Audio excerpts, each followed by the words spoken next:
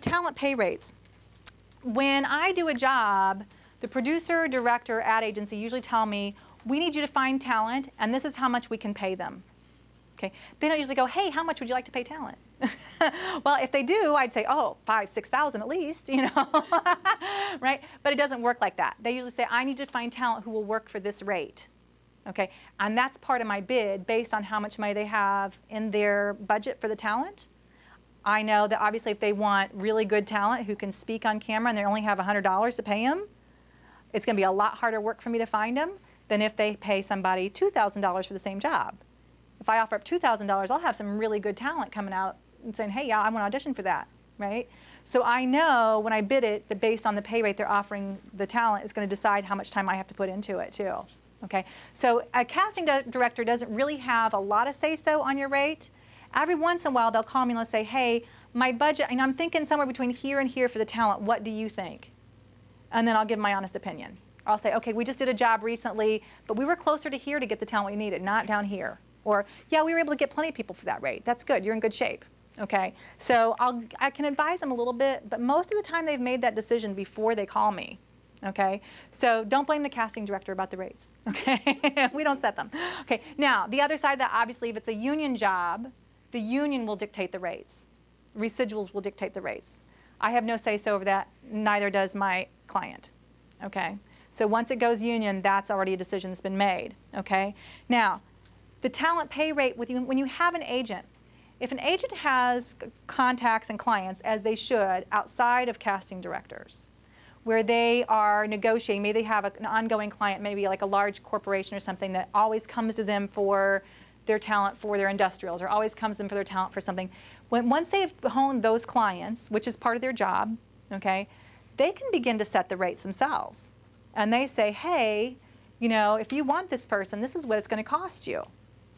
Okay, now, that's when it really gets good for you as the talent, right? Because when they start dictating your rates, it's a really sweet deal for you. But they also have to walk a fine line and decide, I don't want to tell them you're too expensive, because if I do, they could save money by going to a casting director, recasting, and getting somebody else to do it for much less. Okay, so I can't go too high, but I want to get as much as I can for you, because the more you make, the more they make. Right, okay? So that's how that works. So, you know, that's the fine line that talent agents walk when it comes to rates, okay? So usually when they're sending you to a casting director, they know the rate is non-negotiable. Because when it comes to a casting director, if your agent doesn't send you, I don't care. I'll get somebody from someplace else. I have all these other resources to find talent. Your agent's not the only one. I'm not stuck. Okay, someone who's not a casting director who doesn't have these resources, they're stuck. That's why they pay the higher rate. Okay, because they may not have the time or the money in the budget to afford me to save them money in the long run. They just need it done now. Okay, so that's how that works. Okay, job description. My job description is to find the best talent for the job, for the production, to stay within the production budget, to conduct initial searches, auditions, and callbacks when that's applicable, okay, to provide necessary information in writing to agencies and/or independents to protect the client, and to remove the workload from my client. That's my job. It has nothing to do with protecting talent in there, okay? Now, that doesn't mean I want to be a jerk to talent, but that doesn't mean it's my job to help you out or do things for you or sell you to somebody, okay? Whereas the talent agent's job is to find work for the talent and bargain for the highest pay rate possible by negotiating with the casting director, or if there's no casting director, bargaining with the production team, okay? Now, how we get paid. This is very important for you to know, no matter what market you live in, work in, want to work in, okay?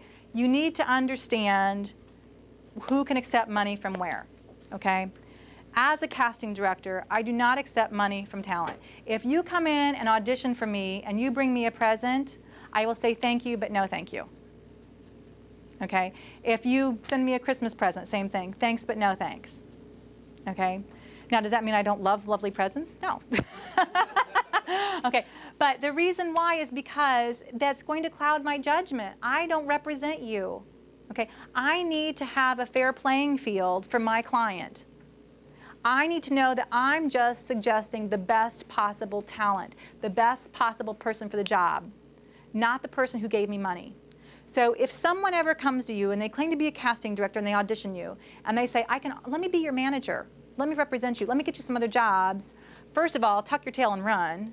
And I will tell you also, if they happen to be a member of CSA, write a letter to CSA immediately saying that a CSA member asked to represent you. It's strictly forbidden. It's not okay. Okay? So be very, very aware of that. Okay? Where the agent, on the other hand, they accept money from the talent. They don't get paid by me ever. I never give money to the agent, okay, to say, go do a search for me or send me talent, okay? They only get paid when you get paid, period, okay? And we're going to talk more specifically about what money they should or shouldn't be getting from you and what those percentages are when we talk about agents in a little bit, okay? But is everybody understanding the difference now between casting director and agents? Thanks for watching. You want to do us a favor? We could really use your help. Click subscribe.